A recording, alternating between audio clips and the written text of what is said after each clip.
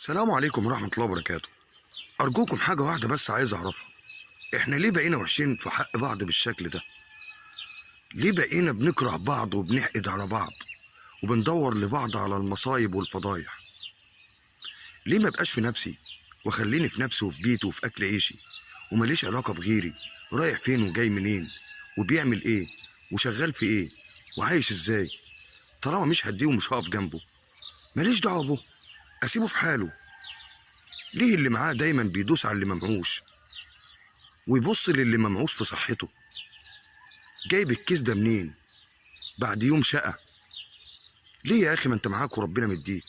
سيبه، ده غلبان شقيان طول اليوم عشان يروح لاولاده بالكيس ده، ان كان فيه فاكهه ولا ان كان فيه اي حاجه ياكلوها. ليه يا اخي؟ ليه ما نتقيش الله في نفسينا؟ لو اتقينا الله في نفسينا هنبقى ناس كويسين قوي.